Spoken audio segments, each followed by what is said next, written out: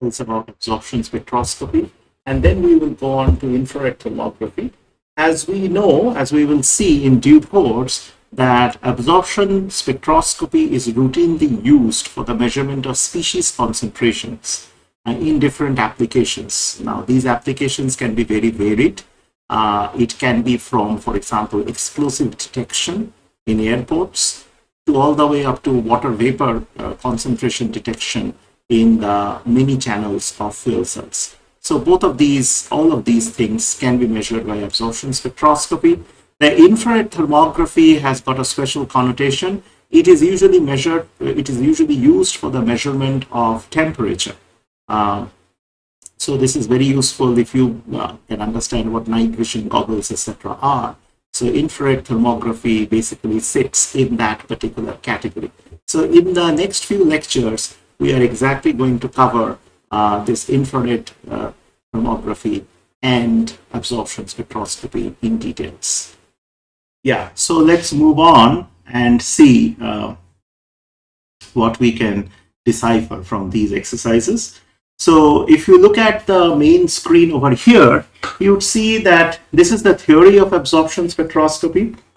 Now, the theory of absorption spectroscopy is basically the interaction of light with matter. So light is basically an electromagnetic wave, which is represented by plane waves that you can see over here.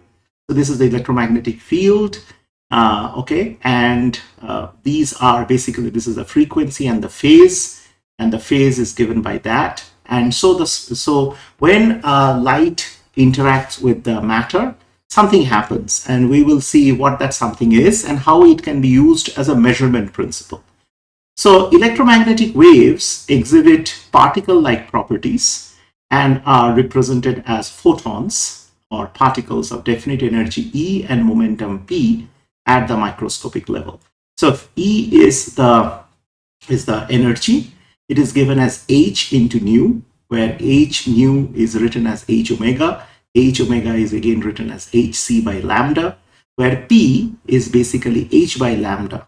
Okay? So in other words, H is nothing but the Planck's constant, and this is the frequency. Okay?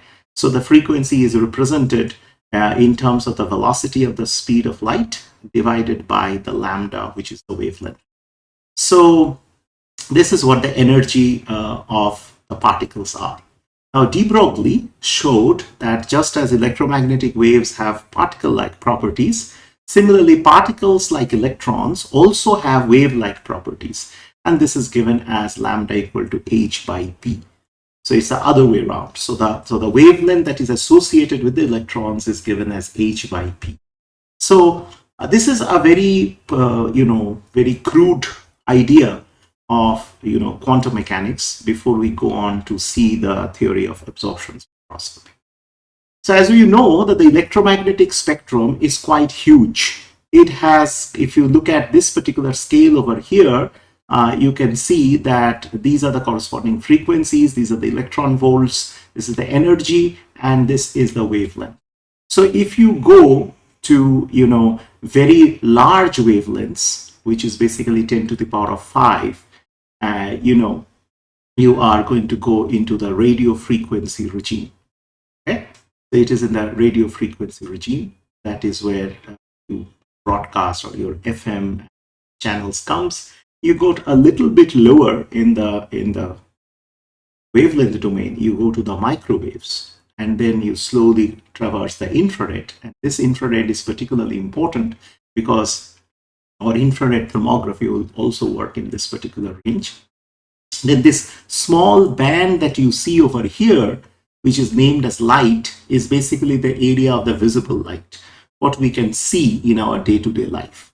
And then, of course, you all have heard the name of UV and how is it bad for the skin as well as for the environment. So this lies right there. And beyond that lies the X-ray, so very small wavelength. Now, X-rays are particularly important because when it can pass through your body and not through your bones and stuff like that. So this is routinely used as a diagnostic tool in many applications, even in scientific applications apart from the human body. Then you go to the gamma rays, which is very, very small wavelengths. So this is the spectrum. Mostly we work in the UV, the visible light, and the infrared range. Sometimes people go a little bit into the microwave and sometimes a little bit into the X-rays. So this is routinely done, and so this is what the entire spectrum actually looks like. Okay, so the visible and ultraviolet involves transitions that are associated with the rearrangement of the valence electrons in the molecules. And the light in the infrared region, which is this particular region, is associated with a vibrational excitation of the molecules. So we'll see a little bit what those things means in a little bit. So how does light actually interact with matter, or interaction of radiation with matter? So if you look at this particular picture very carefully, this is called the Einstein's two-level diagram.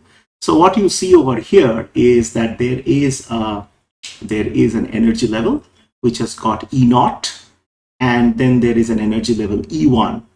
Okay? These are the two levels, and they have a population of N1 and N0 number of particles. Right? Now, as we know, that in order to have a migration of a particle from one energy level to the other, you need something like a delta E, which is given as h nu, which is hc by lambda, where delta E is the energy difference, h is the Planck's constant, gamma is the frequency, and c is the velocity of light, lambda is the wavelength. So this is also expressed as wave number, which is basically 1 over lambda, and the unit is centimeter inverse. This is just convention, nothing more than that. So the upper energy level E1 and the lower energy level E0 are all at a constant temperature T, subject to a radiation of density rho v. Okay? So they are at a constant temperature and they are subjected to a radiation of density rho v. Radiation means a flux of photons is basically impinging on this particular system, whatever this system may be. It is of a particular material, say for example. Now there are, if you look at these lines over here, so there are three processes that are readily possible. One is called stimulated absorption, in which what happens is that there is a photon and this particle actually absorbs that particular photon, migrates to the next higher level. All right. Now these photons might also, knock off some particles at the higher energy level, and they might come to the lower energy level. That is called stimulated emission. And if it happens spontaneously, the photons which are with the particles which are at the higher energy level, they spontaneously migrate to the lower energy level. That is called spontaneous emission. So each has got a factor which is associated with, okay, B1 0 to 1, B1 to 0, and A1 to 0. So this basically, the arrows designate the direction in which the particles move. So, but before we go to that, the entire collection is assumed to be in thermal equilibrium. Okay? Initially, the number of molecules with energy E1 is N1, and the number of molecules with energy E0 is N0. And N1 and N0 are related by this particular expression, where this h nu 10 is basically the difference in energy levels between the two. So what it says, this G1 and G0 are basically the degeneracies associated with each particular energy levels. Degeneracies essentially means the number of energy states that are associated with a particular energy level, right? So this is in thermal equilibrium. This particular distribution is the one that is at. Okay. So when the interaction happens, if you can see that whatever I said over there is explained by this particular diagram. So you see that there is an h nu photon comes in, it knocks a particle. This is before, this is after. So the particle absorbs energy, moves to the high.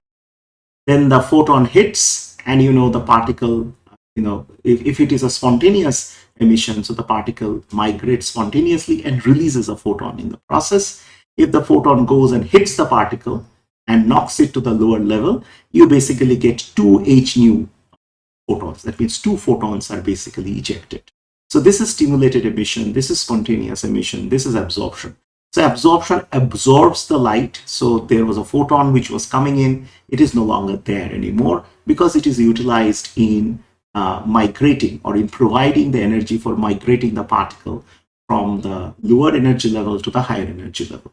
In spontaneous emission, of course, this is a spontaneous migration. So these particles were always at the excited stage. So they come down to the ground state, and in the process, this process of going to a lower energy level releases a photon or releases energy, and this is what you get. And when you actually have a photon which knocks off a particular particle from the higher energy level to the lower energy level, basically you have two photons which comes out in the process. So stimulated emission gives out two photons, whereas spontaneous emission gives out one photon. All right. So absorption occurs when incident radiation density matches the exact frequency that is needed to do this transition from the ground state to the excited stage. As we know in quantum mechanics, any type of energy, or even if you have a lower frequency, and if you supply a ton of photons, it's not going to do anything. It's not going to lead to an energy state change. What it happens exactly that if this frequency is exactly tuned with the energy that is needed for the transition, then you have a change which is given by this. That is the number of change, because this is absorption, and the particle from N0, or basically E0, is going to E1. So dN1 by dt is given by the absorption coefficient, basically, okay, which is like stimulated absorption, and this is the radiation density, and this is the number of particles in the lower energy state. Similarly, for a system in the excited state, exactly what happens in lasers, the incident photon can induce molecules to make to the lower transition or transitions to the ground state, right? So in that particular case, which is this, you get a minus over here, and then you get a depletion of the number of particles at the higher energy state, and this is given by this. Okay, the N1 is the initial or the number density at any particular time instant. So the system in the excited stage now can spontaneously emit a photon, and it is given, this is a spontaneous emission coefficient, and this is multiplied N1. So if a system is thermal equilibrium, it states that the rate of population of the upper energy state by stimulated absorption should balance the rates of depopulation by stimulated and spontaneous emissions. So there is a rate of population increase due to the stimulated absorption, and this should match exactly whatever is being taken out of that particular energy level by the stimulated and spontaneous emissions. So in other words, the sum total of all these rates should be equal to 0, or in other words, this is the equation, because if you just substitute these numbers now here, this is what you are going to get. That N0 B01 rho V A10 N1 plus B1 C0 rho V N1. So this is what you get in the process. Okay. So after some manipulations, I'm not going to go into the details, and assuming that stimulated absorption and stimulated emission have got the same B's, okay, you get that the radiation density that is required is given by something like this. Okay? And the spontaneous emission is related to the stimulated emission by this particular expression. So we can see that the spontaneous and stimulated emission coefficients are related, though they are entirely different physical processes. They are not the same processes. Okay? So spontaneous emission does not require interaction with light. Okay? It actually gives out light, while both stimulated emission and absorption are due to interaction with photons. Also, the coefficients of stimulated emission and absorptions are equal, which is what we get here. All right. So typically you see if combustion, if you do this kind of measurements, as you can see, one can, for example, in a combusting system, combustion being one example of a system which you can measure, You have atoms like hydrogen, oxygen, that are dissociated at high temperature. You have diatomic molecules like nitrogen, oxygen, carbon monoxide, hydrogen, nitric oxide, and hydroxyl radicals. Then we have triatomic molecules like water, carbon dioxide, etc. So in a box, which is an interacting box, you have so many species that one needs to consider when we are doing this kind of analysis. So, but to cut a long story short, this is basically, these are the key relationships that you see over here, and this is what we are going to go moving forward. Now, a little bit of a primer on, quantum mechanics. That means the interaction of electromagnetic radiation with matter is governed by the time-independent Schrödinger equation, which is given as this. Okay? The first equation that you see.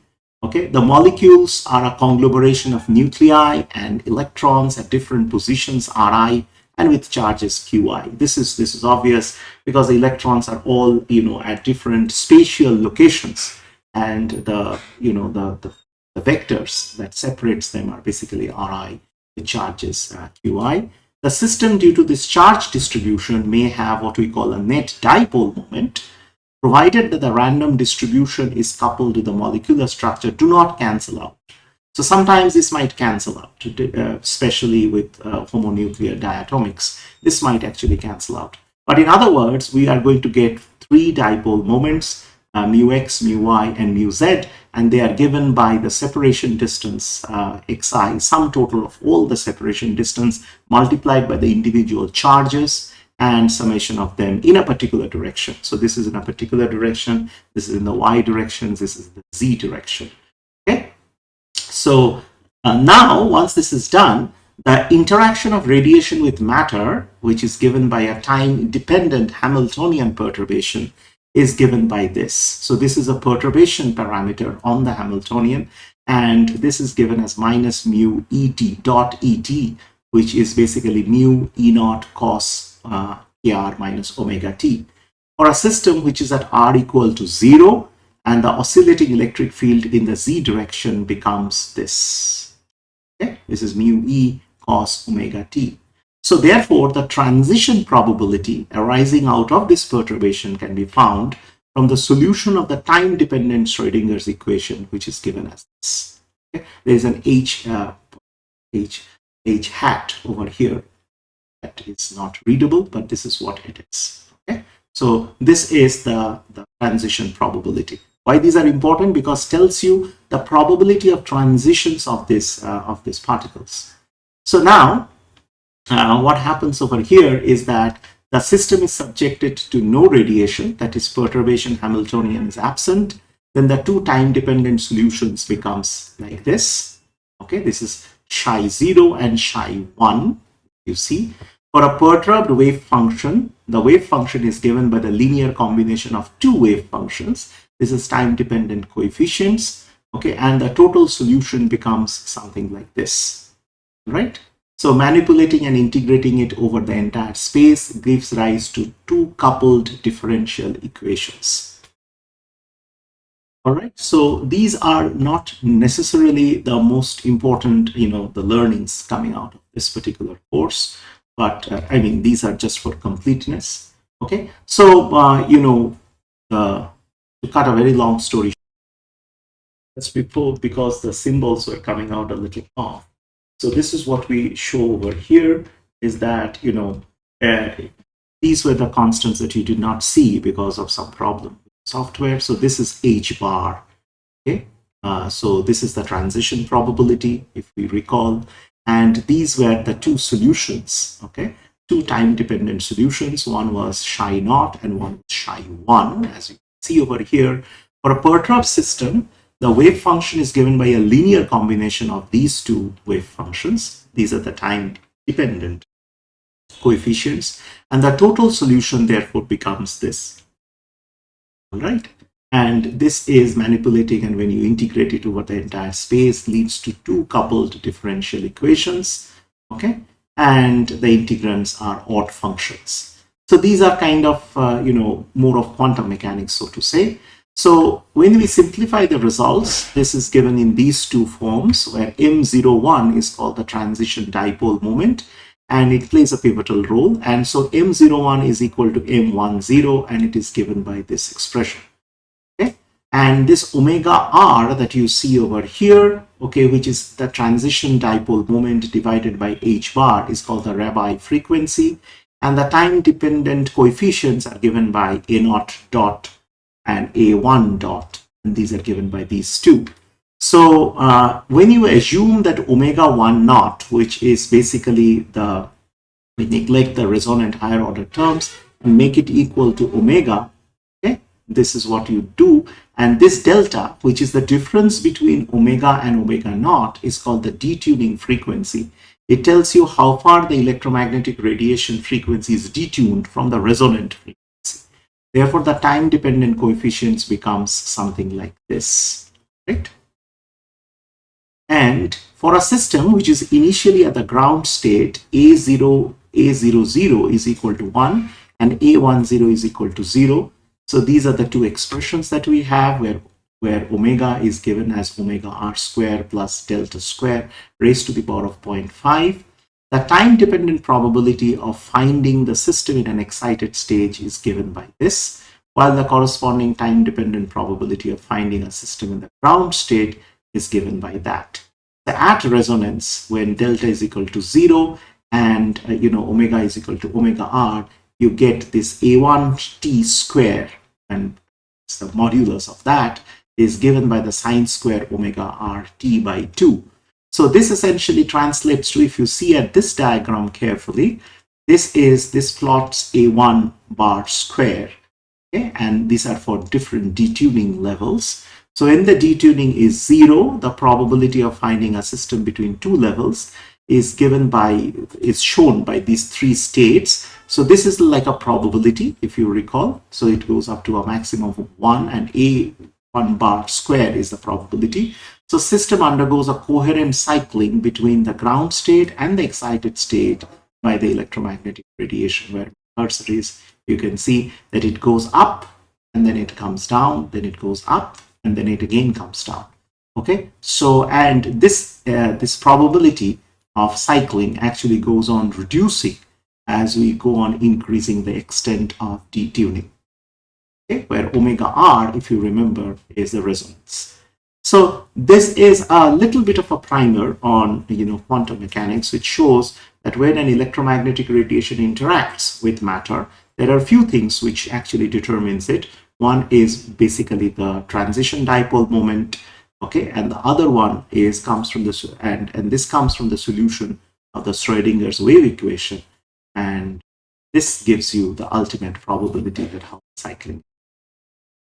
Okay, so tau pi by omega r is a resonant time scale. So at resonance, the system is at a state of complete inversion. Okay, that means all the particles are driven from to the upper excited state. While away from resonance, the probability of finding the particle in the excited stage is greatly reduced. As you can see, it cycles down. So there is no damping in this coherent cycling, remember, because all the system goes up and then it comes down. So there is no damping as such. The scenario is idealistic because effects like spontaneous emission and non-radiative decay processes like collisions have not been considered.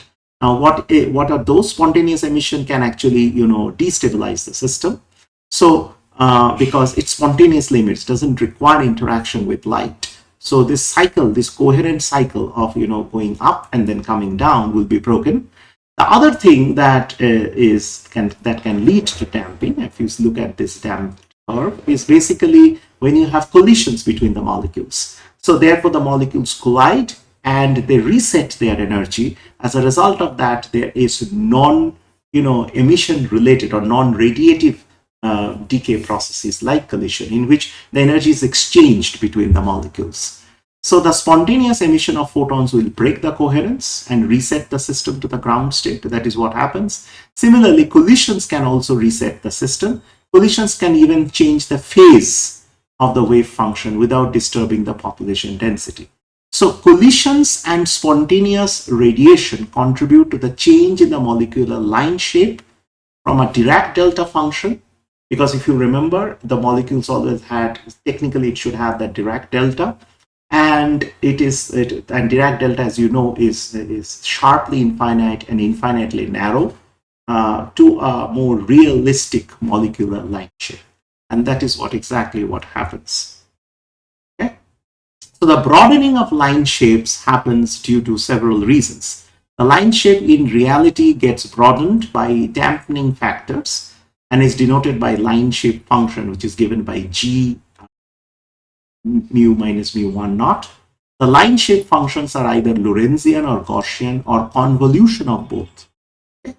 So the revised Einstein's coefficients are therefore given like this. So this, you know, is the same for spontaneous emission and absorption. So this is given. Now you have the line shape function which is multiplied with it. And same with spontaneous emission, there is a line shape function that is multiplied with it. So these are the different line shapes. So remember, the normal line shape is called a Dirac delta. These are the broadened line shapes. Okay.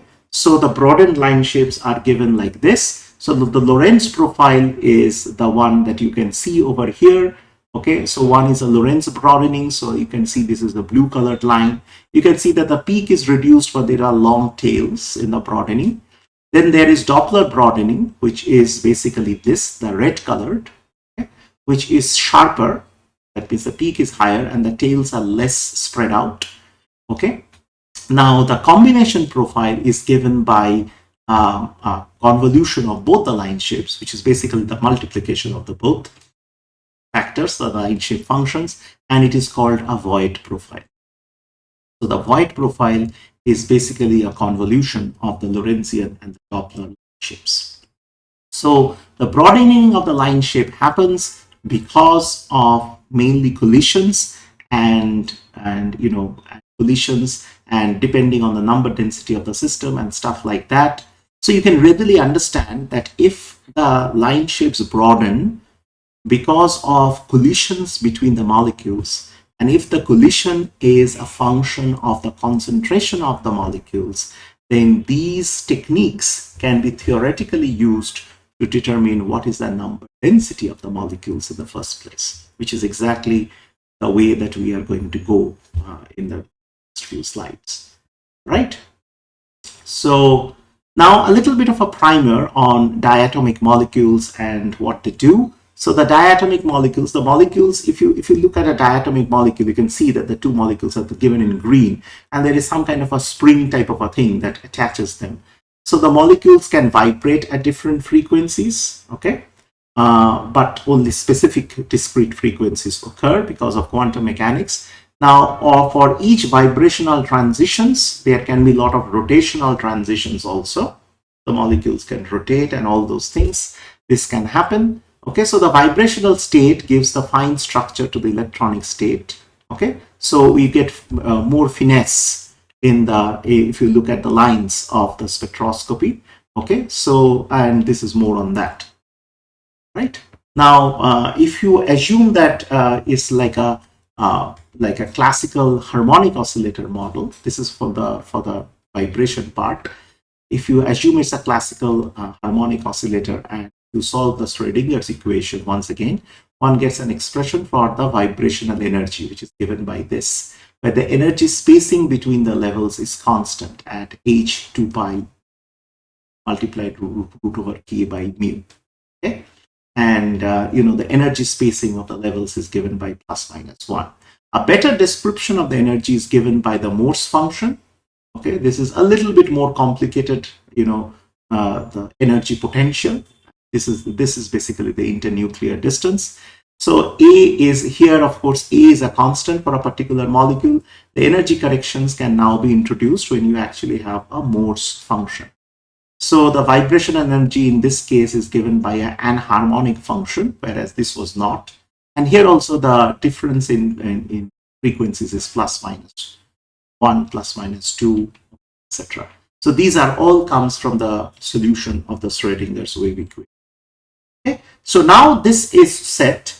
We know how these molecules are actually respond to radiation, and we know that once they respond, their absorption line shapes can get broadened, and why they get broadened and how they get broadened.